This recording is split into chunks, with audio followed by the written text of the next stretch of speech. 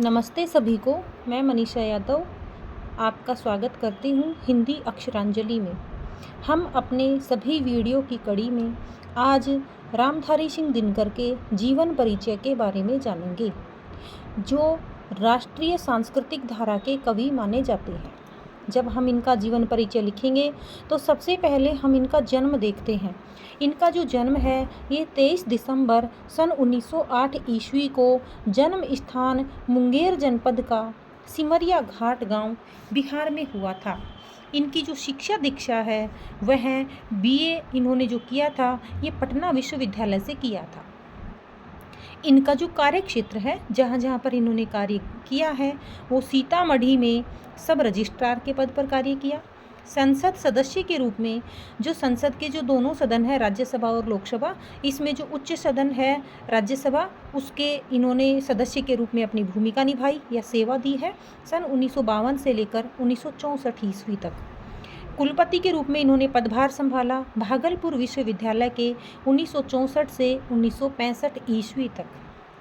भारत सरकार के हिंदी सलाहकार के रूप में इन्होंने अपनी सेवाएं दी 1965 से लेकर 1971 ईस्वी तक। इनका निधन है वो 24 अप्रैल सन 1974 ईस्वी को मद्रास तमिलनाडु में हुआ। इनसे संबंधित हम कुछ महत्वपूर्ण तथ्य जानेंगे। ये छायावादोत्तर काल के छायावाद की ठीक पीठ पर आए हुए कवियों में से एक माने जाते हैं। मैथिली शरण गुप्त के बाद द्वितीय इनको राष्ट्र कवि का दर्जा प्राप्त है या सम्मान प्राप्त है। इनकी लगभग 50 काव्य कृतियाँ प्रकाशित हुई। हम प्रमुख कृतियों के बारे में जानेंगे। कृतियाँ हैं इनकी रेणुका 1935 ईस्वी में प्रकाशित हुई, हुंकार 1938 ईस्वी में प्रकाशित हुई, रसवंती 1939 ईस्वी में प्रकाशित होती है, कुरुक्षेत्र 1946 ईस्वी में प्रकाशित होती है। इनकी जो कुरुक्षेत्र रचना है ये महाभारत के शांति पर्व के मूल कथानक पर आधारित कृति है। मिट्टी की ओर 1946 ईस्वी में ये इनकी गद्य रचना है। बापू ये इनकी 1947 ईस्वी में प्रकाशित। रश्मि रथी 1952 ईस्वी में प्रकाशित। ये जो है महाभारत काल के अंदर जो पात्र था कर्ण उसके ऊपर आधारित रचना है। नीम के पत्ते 1954 ईस्वी। संस्कृति के 4 अध्याय 1956 ईस्वी ये इनकी बहुत ही प्रसिद्ध रचना मानी जाती है जो कि गद्य रचना है। उर्वशी 1961 ईस्वी में। ये इनका गीति नाट्य है। परशुराम की प्रतीक्षा 1963 ईस्वी में ये बहुत महत्वपूर्ण रचना है।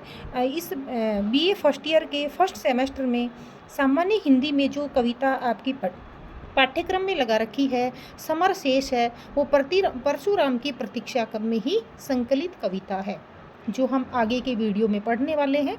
शुद्ध कविता की खोज 1966 ईस्वी में ये भी इनकी गद्य रचना है। आगे बढ़ते हैं हम। इनको कुछ पुरस्कार और सम्मान प्राप्त हुए।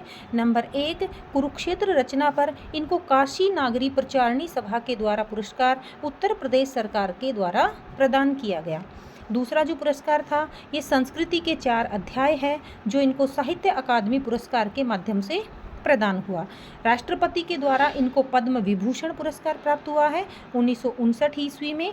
उर्वशी रचना है इनकी, इन पर इनको ज्ञानपीठ पुरस्कार प्राप्त हुआ 1972 ईस्वी में।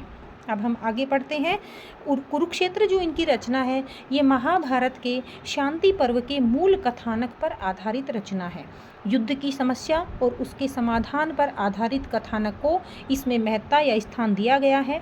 इस काव्य संग्रह में या इस महाकाव्य में भीष्म पितामह और युधिष्ठिर के मध्य जो वार्तालाप हुआ था उस वार्तालाप के माध्यम से कवि ने युद्ध और शांति के विषय पर वैचारिक अभिव्यक्ति की है। आपके पाठ्यक्रम में समर शेष है कविता संकलित है या जो है लागू की गई है। समर शेष है कविता है ये शामिल है।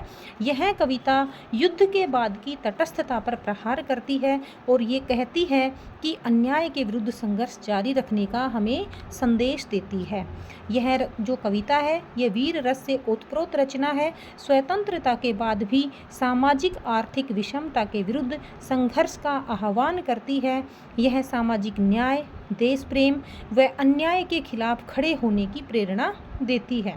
ये जो कविता है समर शेष है ये इनके काव्य कृति परशुराम की प्रतीक्षा में संकलित कविता है, जो कि ओज गुण और वीर रस से परिपूर्ण रचना है, जिसके बारे में हम विस्तार से अगले वीडियो में चर्चा करेंगे। आज के लिए इतना ही। धन्यवाद सभी को। एक अंतिम अनुरोध कि आप चैनल पर नए हैं या चैनल पर वीडियो देख रहे हैं तो चैनल को सब्सक्राइब कीजिए, लाइक कीजिए, दोस्तों तक शेयर कीजिए, बेल आइकन को प्रेस कीजिए, ताकि जैसे ही चैनल पर वीडियो अपलोड होगा आपके पास नोटिफिकेशन आ जाए। धन्यवाद।